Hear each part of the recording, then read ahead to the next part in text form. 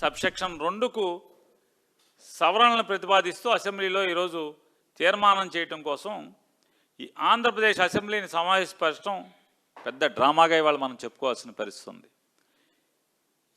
ఎలా ఎంత పెద్ద డ్రామా అంటే, ఒకరోజు అసెంబ్లీ పెట్టి జగన్మోహన్ రెడ్డి గారిని నోటి తీట తీర్చుకునేదాకా తిట్టులు తిట్టి నారా చంద్రబాబు నాయుడు గారి యొక్క చేతకానితనాన్ని కప్పుపుచ్చుకునేందుకు సుమారుగా 35 మంది ఎమ్మెల్యేలు, మంత్రులు, సకల శాఖ మంత్రి,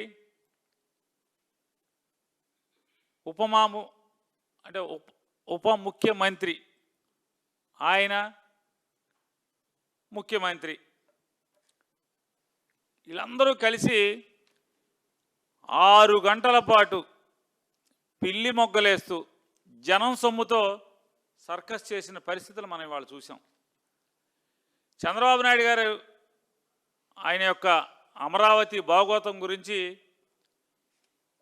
నేను కాదు, లేదా ఇంకెవరు కాదు, సాక్షాత్తు ఈనాడు రామోజీరావు గారి అబ్బాయి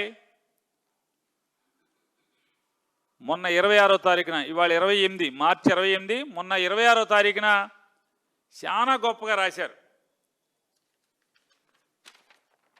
ఇది రామోజీరావు గారి అబ్బాయి రాసినటువంటి వార్తా అంశం. ఈ కథాంశంలో ఏముంటుందంటే,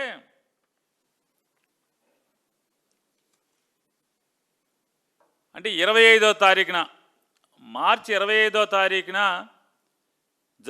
అప్పుడు జరుగుతున్నటువంటి కేంద్ర కేబినెట్ సమావేశంలో టేబుల్ ఎజెండాగా అమరావతికి చట్టబద్ధత కల్పించాలనే అంశాన్ని తీసుకుని దాన్ని కేబినెట్లో ఆమోదించి పార్లమెంట్లో చట్ట సవరణ చేయాలని చెప్పని కేంద్ర ప్రభుత్వం అనుకుందంట. అనుకుని ఒకసారి కాగితాలని తిరగేసి వాళ్ళకి అక్కడేం కనపడక నారా చంద్రబాబు నాయుడు గారికి ఫోన్ చేశారంట. ఇది రామోజీరావు అబ్బాయి రాశాడు, ఇదంతా నేను రాయలా, నేను చెప్పట్లేదు కూడా. నారా చంద్రబాబు నాయుడు గారికి ఫోన్ చేసి, గతంలో ఎప్పుడన్నా అమరావతికి చట్టబద్ధత కల్పించేలాగా అధికారిక ఉత్తర్వులు ఏమన్నా ఇంతవరకు ఆంధ్రప్రదేశ్ ప్రభుత్వంలో ఏమన్నా ఉన్నాయా? ఉంటే ఒక్క కాగితం మాకు ఫ్యాక్స్ చేయండి, వెంటనే రేపు క్యాబినెట్లో ఆమోదిస్తామని చెప్పని ఢిల్లీ నుంచి ఫోన్ చేశారంట చంద్రబాబు నాయుడు గారికి. వీళ్ళు అడావుడిగా, ఇదంతా ఆయన రాసిందే, అడావుడిగా మొత్తం అంతా ఎతికారంట. ఫ్లడ్ లైట్లు వేసి ఎదిగినా కూడా అమరావతి ఆంధ్రప్రదేశ్కి రాజధాని అనేటువంటి ఎక్కడా చట్టబద్ధమైన ఒక్క కాగితం కానీ, ప్రభుత్వ జీవో కానీ, ముఖ్యమంత్రి కానీ, క్యాబినెట్ తీర్మానం కానీ, చట్టసభలో తీర్మానం కానీ, ఎక్కడ ఒక్కటంటే సిఆర్డిఏ ఆఫీసులో కానీ ఎక్కడా కూడా చట్టబద్ధత కల్పించినటువంటి రాష్ట్ర ప్రభుత్వం చట్టబద్ధత కల్పించినటువంటి ఒక్కటంటే ఒక్క కాగితం లేదంట. ఈయన రాశారు, చెప్పి కేంద్రం నుంచి చెప్పారంట. చెప్తే అడావుడిగా 8వ తారీఖు వీళ్ళు మళ్ళీ ఎప్పుడు చేశారు క్యాబినెట్, ఆంధ్రప్రదేశ్ రాష్ట్ర క్యాబినెట్ ఎప్పుడు తెల్లమోకం వేసుకున్నారు మొత్తం అంతా కూడా. ఒక్క కాగితం అంటే ఒక్క కాగితం లేదు. సరే, వాళ్ళు ఏం చెప్పారు, కేంద్ర ప్రభుత్వం, సర్లేవా అఘోరించిన చాలే కానీ క్యాబినెట్ తీర్మానం కూడా చేసి పంపించండి అని చెప్పారు. క్యాబినెట్ తీర్మానం చేసి పంపించమంటే 26వ తారీఖున, అంటే ఇవాళ 28, 26వ తారీఖున క్యాబినెట్కి పెట్టి తీర్మానం చేసి అడావుడిగా, మరి సోకు అక్కడితో చేస్తే ఆగదు కదా, అసెంబ్లీలో కూడా తీర్మానం అని చెప్పని వాళ్ళు తీర్మానం పెట్టేశారు. మొన్న క్యాబినెట్ వాళ్ళ అసెంబ్లీ అర్జెంట్ ప్రత్యేక సమావేశం, మామూలుగా ఏదో యుద్ధం వచ్చేస్తుంది, యుద్ధానికి దిగిపోవాలన్నట్టుగా ప్రత్యేక సమావేశం పెట్టి ఏంటి అంటే 6 గంటల పాటు జగన్మోహన్ రెడ్డి గారిని తిట్టకుండా, అసలు నేను అడుగుతున్నాను, మొత్తం ప్రభుత్వ అంశాలన్నీ కూడా ప్రజలకి చెప్పేటువంటి ఒక మంత్రి ఉన్నాడు. ఒక విలేకరు అమాయకంగా అడిగాడు మొన్న, సార్ ఇదేంటి సార్, అసెంబ్లీ పెడితే అవ్వదు కదా సార్, కౌన్సిల్ కూడా తీర్మానం అవ్వాలి కదా సార్ అని. అబ్బాయి ఏమక్కర్లా, నాకు తెలుసు అంతా, ఏంటి మీకు తెలిసింది? ఇది డ్రామా కాబట్టి కౌన్సిల్కి అక్కర్లా. నిజంగానే ఇది చట్టబద్ధత కల్పించడానికి చట్టసభలు తీర్మానం కావాలంటే కనుక అసెంబ్లీ అయితే అవుతుందా? అవ్వదు కదా. అక్కర్లేదన్నారు. అక్కర్లేదంటే ఏంటి? ఒక్క అసెంబ్లీ తీర్మానం చేస్తే వెళ్తే అయిపోతుందంటే దాని అర్థం ఏంటి? ఇది డ్రామా కంపెనీ అని కదా. చెప్పండి, ఎవడైనా చట్టం తెలిసినోడు ఎవడైనా సరే, చట్టాలు తయారు చేయటం తెలిసినోడు ఎవడైనా సరే, కౌన్సిల్ అసెంబ్లీ రెండూ ఉండగా, ఎగువ సభ దిగువ సభగా రాష్ట్రంలో ఉండగా అసెంబ్లీలో తీర్మానం చేస్తే కౌన్సిల్ ఆమోదం లేకుండా అది చట్టబద్ధత ఎలా అవుతుంది? అంటే ఏంటి? అసలు క్యాబినెట్లో పెట్టాకి టేబుల్ ఎజెండా కింద పెడదామని కేంద్రమే అనుకుంటే, కేంద్రం అనుకుంది కదా, దానికి అసలు మామూలుగా ప్రతిపాదనలు ఏమైనా తీర్మానాలు కావాలేంటి? తీర్మానాలు లేవు కదా, మొన్న కూడా లేదు కదా తీర్మానం. ఇప్పుడు ఒక అసెంబ్లీ చేస్తే తీర్మానం ఎట్లా అవుతుంది? చట్టబద్ధత ఎట్లా వస్తుంది? రాదు కదా. అంటే కేవలం ప్రజల్లో ఒక డ్రామా కోసం మీరేదో అమరావతికి పొడి చేస్తున్నామని చెప్పనేది ఇప్పుడున్న రైతుల కోసం కాదు, పొలాలు ఇచ్చిన రైతుల కోసం. పాపం అమాయకులైనటువంటి 29,000 చిల్లర మంది రైతులు ఎవరైతే 33,000 ఎకరాలు ఇచ్చారే వాళ్ళ కోసం కాదు ఈ డ్రామా అంతా.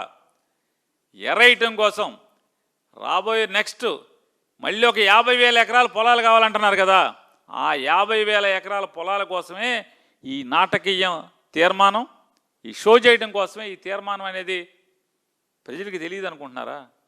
లేదా అమరావతి నుంచి సత్తెనపల్లి లేపు ఈనాడు చంద్రబాబు నాయుడు గారు మాట్లాడారు, నాకు ఇది చాలా వాస్తుగా చాలా సెంటిమెంట్, పక్కన నది వెళ్తుంది తూర్పు వైపున, రాజధానికి పక్క నుంచి తూర్పు వైపు నది వెళ్తుంది, చాలా నాకు సెంటిమెంట్, ఇది వాస్తు అన్నారు. నేను అడుగుతున్నా, మీకు సెంటిమెంటు వాస్తే అయితే ఉన్న అమరావతి రాజధానిగా మీరు ఎంచుకున్నటువంటి ప్రాంతానికి సౌత్ వెస్ట్ సైడు సత్తెనపల్లి వైపు వెళ్ళొచ్చా? పెరగచ్చా? వాస్తు ప్రకారం సత్తెనపల్లి వైపు మీరు పెట్టేటువంటి సెకండ్ ఫేసు భూమి పెరగచ్చా అని అడుగుతున్నాను. మీరు నాకు అసెంబ్లీలో మాట్లాడారు చంద్రబాబు నాయుడు గారు వాస్తు అని. వాస్తు ప్రకారం సెకండ్ ఫేసు వెళ్ళొచ్చా అని అడుగుతున్నాను. అటుపక్క సత్తెనపల్లి వైపు వెళ్ళొచ్చా? సౌత్ వెస్టా ఏమవుతుంది? అది పెరగచ్చా? ఎలా పెరుగుతావు? పెరగడానికి అవకాశం లేదు కదా. వెళ్తే అరిష్టం కదా,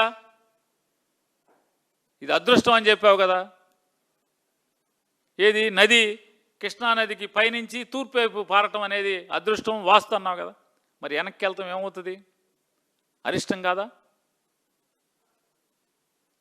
మొన్న ఎవరో చెప్తున్నారు, చంద్రబాబు నాయుడు గారి మధ్యలో అమరావతి ఇక్కడ పెట్టాలి, అమరావతి ఇక్కడ పెట్టాలనుకున్నాడు, వెంటనే ఓటుకు నోటు కేసు వచ్చిందని చెప్తున్నారు. ఆయన చెప్తాడు భారతదేశంలో ఎక్కడ, ఈనాడు అసెంబ్లీలో చెప్తున్నారు, భారతదేశంలో ఎక్కడా కూడా బస్సులో నిద్రపోయిన ముఖ్యమంత్రి ఎవడూ లేడని. ఎందుకు నిద్రపోయారు చంద్రబాబు నాయుడు గారు బస్సులో? మీరు ఎందుకు నిద్రపోయారు? దొంగతనంగా అక్కడ దొరికారు కాబట్టి పరిగెత్తుకొచ్చి ఇక్కడ బస్సులో పడుకున్నారు, జైల్లోకి వెళ్తానేమో అని. ఆయన ఎవరో ఏదో ఇంకో నాయుడు గారు పంచాయతీ చేశాడు, రావు గారికి నాయుడు గారికి. పంచాయతీ తీర్మానం ఏంటి? మూటాముళ్ళు చదివి కట్టుబట్టలతో వెళ్ళిపోవాలన్నారు, వచ్చేసారు. మీరు వచ్చి బస్సులో ఉన్నారు. బస్సులో ఉండాల్సిన కర్మే ఉంది, డ్రామా కాకపోతే దేనికి బస్సు ఎందుకు? లింగంనేని రమేష్ బిల్డింగ్ అప్పుడు ఉందిగా, బస్సులో ఎందుకు ఉండాలి? లేదా హోటల్స్ ఉన్నాయి కదా, బోళ్ళ నీళ్ళు, మీరు వస్తే ఉంటాకి ఎంతమంది ఎవరు మీరు? కానీ ఏం కాదు, మీరేదో ప్రజలకి కష్టపడిపోతున్నారు, బస్సులో పడుకుంటున్నారు. ఎందుకు పడుకుంటారు బస్సులో? ఆ మాత్రం అర్థం కాదా? మీరు చెప్తారు వాళ్ళ అసెంబ్లీలో బస్సులో పడుకున్న ముఖ్యమంత్రి ఎవడూ లేడని. ఎందుకని? ఎవరు ఉండరు, ఎట్టి పరిస్థితుల్లో ఉండరు. ఎందుకంటే అందరూ రియాలిటీగా ఉంటారు, ప్రాక్టికల్గా ఉంటారు. మనగలాగా షో పీటింగ్ ఉండదు కదా. ఒక ఆయన చెప్తాడు, ఇవాళ అసెంబ్లీలో మాట్లాడిన వాళ్ళు అంటారు ఏమనంటే, స్పీకర్ గారు అయ్యన్న పాత్రుడు గారు చాలా ఉంటుంది అనుకుంటా, 70-80 వయసు ఉంటుంది ఆయనకి. కనీసం ఈ రోజైనా 11 మంది సభకు వస్తారని ఆశించాను. ఈ తీర్మానాన్ని బలపరిచి తన తప్పులకు పశ్చాత్తాపడతారని అనుకున్నాను. కానీ చేసిన తప్పులను సభాముఖంగా ఒప్పుకునే ధైర్యం కానీ నిజాయితీ కానీ వారికి లేదని అర్థమైంది. శభాష్ పాత్రుడు. ఏం మాట్లాడతావేను అసలు? నోటికి శుద్ధి పద్ది. అసలు ఈ పాపాలు చేసింది ఎవడు? అమరావతికి పాపాలు చేసింది ఎవరు?